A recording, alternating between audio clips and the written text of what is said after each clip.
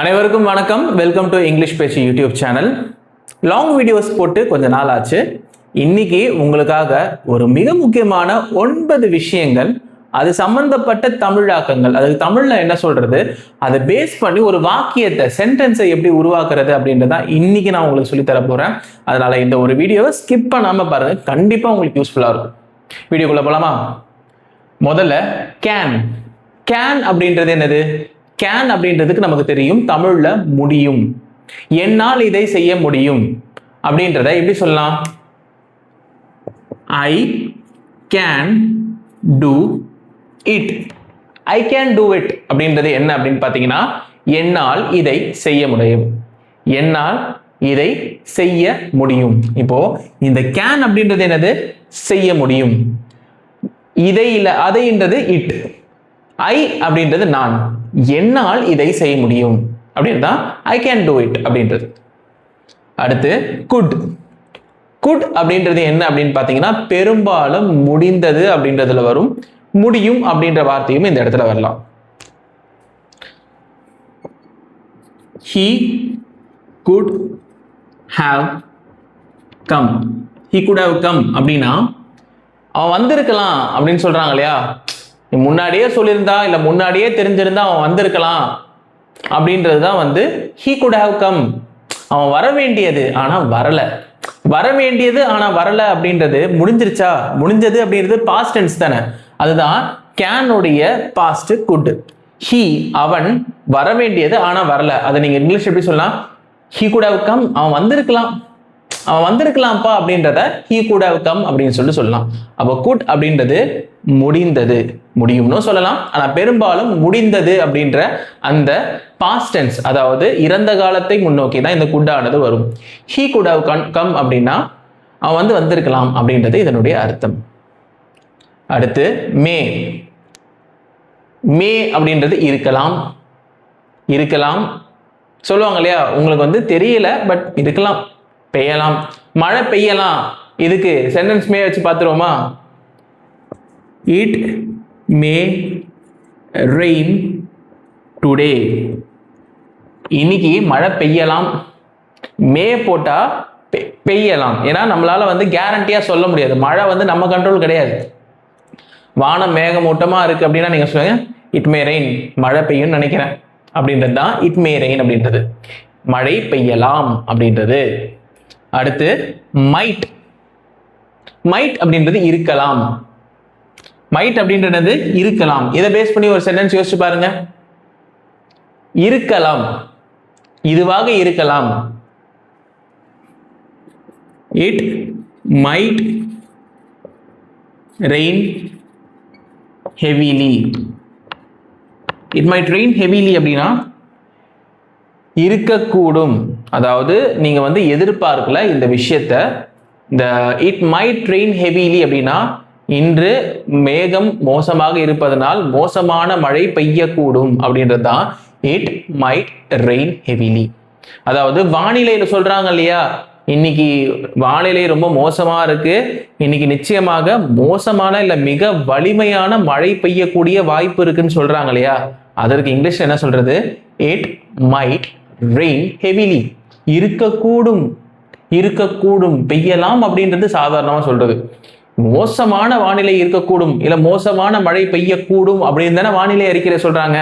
அதுதான் it might rain heavily அப்படின்றது.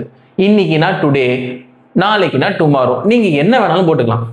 It might rain heavily tomorrow அப்படின்னு போட்டீங்கன்னா நாளைக்கு அதிக அளவிலான, மிக அதிக அளவிலான மழை பெய்யக்கூடும் அப்படின்றத இதனுடைய அர்த்தமா நீங்க வச்சுக்கலாம். இதை கண்டிப்பா மழை பெய்யும் போது யூஸ் பண்ணுங்க. மஸ்ட், கண்டிப்பாக வேண்டும். கண்டிப்பா, மஸ்ட்னா கட்டாயமான்றாங்களே, அதுதான் must. You must come to the class. You must come to the class. இப்போ நான் உங்களை பார்த்து சொல்றேன், நீங்க நிச்சயமா கிளாஸ்க்கு வந்துதான் ஆகணும், கட்டாயமா வந்துதான் ஆகணும். அப்போ அந்த கட்டாயம் அப்படின்றது இந்த இடத்துல கிட்டத்தட்ட அதிகாரம், உத்தரவு மாதிரி. ஏன்னா ஸ்டூடெண்ட்ஸை பார்த்து டீச்சர் சொல்லலாமா? You must attend the class, you must come to the கிளாஸ்னு சொல்லலாம். இல்லை இந்த இடத்துல நான் you must attend the class. You must attend the class. னா நீங்க நிச்சயமா கிளாஸ் அட்டென்ட் பண்ணி தான் ஆகணும். கிளாஸ் நடக்க போது நீங்க அட்டென்ட் பண்ணி தான் ஆகணும். இல்ல you must come to the கிளாஸ்னா நீ நிச்சயமா கிளாஸுக்கு வந்து தான் ஆகணும். எப்படி வேணாலும் போடலாம். ஆனா இந்த இடத்துல கட்டாயப்படுத்துறீங்க, வற்புறுத்துறீங்க அப்படின்னா அந்த இடத்துல என்ன யூஸ் பண்ணும்? மஸ்ட் தான் யூஸ் பண்ணும். மஸ்ட் அப்படின்றது தமிழாக்கம் என்னது? கண்டிப்பாக, கண்டிப்பாக, நிச்சயமாக, கண்டிப்பாக நீ கிளாஸ்க்கு வரணும், கண்டிப்பாக நீ கிளாஸ் அட்டென்ட் பண்ணணும். இதுதான் வந்து you must attend the class, இல்ல you must come to the class, எப்படி வேணாலும் சொல்லலாம். அடுத்து ஷால். ஷால் அப்படின்றது செய்வேன் இல்ல செய்ய வேண்டும். இப்போ செய்வேன், நீங்க அனுமதி கொடுத்தா நான் உள்ள வருவேன். இது எப்படி இங்க சொல்லுவீங்க? அடிக்கடி ஸ்கூல்ல பெரும்பாலானவங்க யூஸ் பண்ற வார்த்தை. Shall I come in? Shall I come in? நீங்க அனுமதி கொடுத்தா நான் உள்ள வருவேன். நீங்க அனுமதி கொடுத்தீங்கன்னா நான் உள்ள வரவா அப்படின்ற மாதிரி கேட்பீங்க இல்லையா? அதான் shall I come in அப்படின்றது. அடுத்து shall I do this task? Shall I do this task அப்படின்னா இப்போ ஒரு டாஸ்க் ஒன்று இன்னொருத்தவங்க பண்ணிட்டு இருக்காங்க, அவங்களுக்கு ஏதோ சரியா புரியல, அந்த இடத்துல நீங்க வந்து நான் இந்த டாஸ்கை ட்ரை பண்ணட்டுமா அப்படின்றத எப்படி பாலிஷ்டா, கைண்டா, பொலைட்டா சொல்றது? shall I do this task? நான் இந்த டாஸ்கை பண்ணட்டுமா, நான் இந்த டாஸ்கை பண்ணட்டுமா. இது பெரும்பாலும் நீங்க ஆஃபீஸ்ல ஒர்க் பண்றீங்கன்னா யூஸ் பண்ணலாம். shall I do this task அப்படின்றத நீங்க யூஸ் பண்ணலாம். அடுத்து should, செய்ய வேண்டும். you should complete this task. நீ வந்து இந்த டாஸ்கை முடித்தாக வேண்டும், இந்த டாஸ்கை முடித்தாக வேண்டும் அப்படின்றதா என்னது? you should complete the task.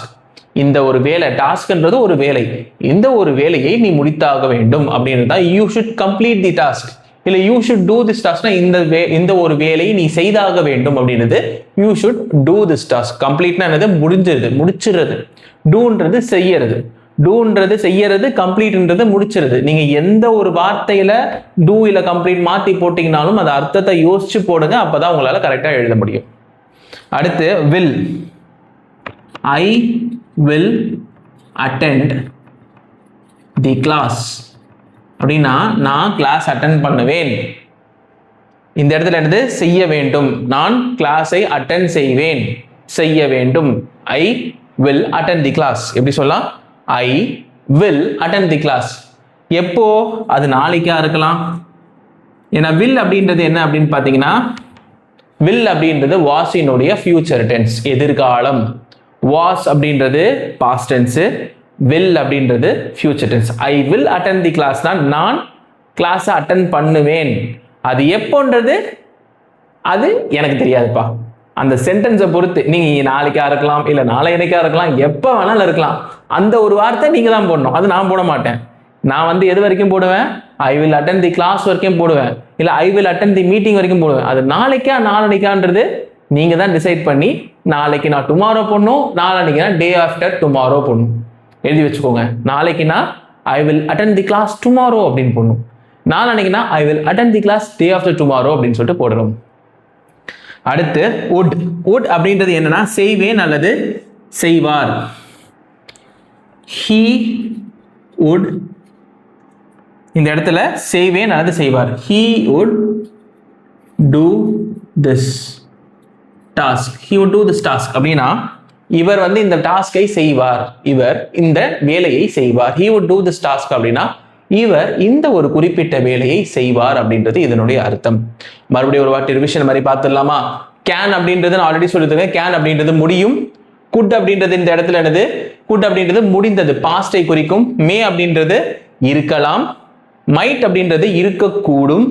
அடுத்து மஸ்ட் அப்படின்றது கண்டிப்பாக வேண்டும். அதுக்கப்புறம் ஷால் அப்படின்றது செய்வேன் இல்ல செய்ய வேண்டும்.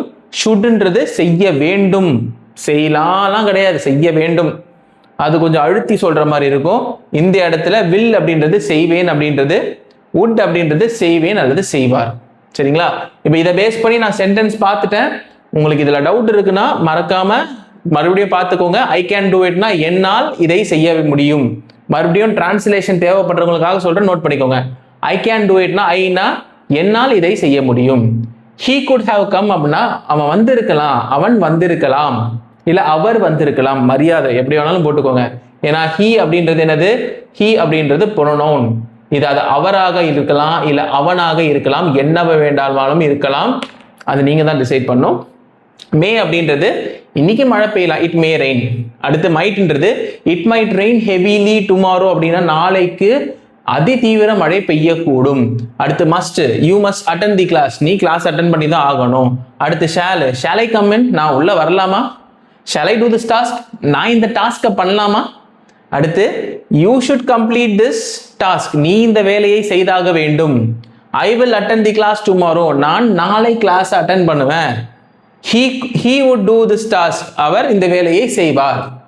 சரியா? இன்னைக்கு மிக முக்கியமான ஒரு 9 விஷயங்கள், அதனுடைய தமிழாக்கங்கள். அடிக்கடி நம்ம யூஸ் பண்றது இந்த கேனு, குட்டு, ஷாலு, ஷுட்டு, வில்லு, உடலாம். ஸோ நல்லா பார்த்துக்கோங்க. இதனுடைய தமிழாக்கம் ப்ளஸ் சென்டென்ஸ் நான் போட்டிருக்கேன். உங்களுக்கு ஒரு சின்ன ஹோம்ஒர்க் கொடுக்குறேன். மேக்ஸிமம் இப்போ ஒரு லாங் கேப் ஆயிடுச்சு, நான் ஹோம்ஒர்க் கொடுத்து லாங் வீடியோஸ் போட்டு ஒரு சின்னதை ஒரு டாஸ்க் பண்ணலாம். இப்போ இதில் ஏதாவது ஒரு 3 விஷயத்தை செலக்ட் பண்ணி நீங்கள் உங்களுடைய சொந்த சென்டென்ஸை யூஸ் பண்ணி நீங்கள் வந்து கமெண்ட் பண்ணுங்கள். அதில் ஏதாவது கரெக்ஷன் இருந்ததுன்னா நிச்சயமாக உங்களுக்கு நான் சொல்கிறேன். அடுத்த ஒரு இன்ட்ரெஸ்டிங்கான டாபிக்குடன் உங்களை சந்திக்கும் வரை உங்களிடமிருந்து விடைபெறுகிறேன். நன்றி, வணக்கம்.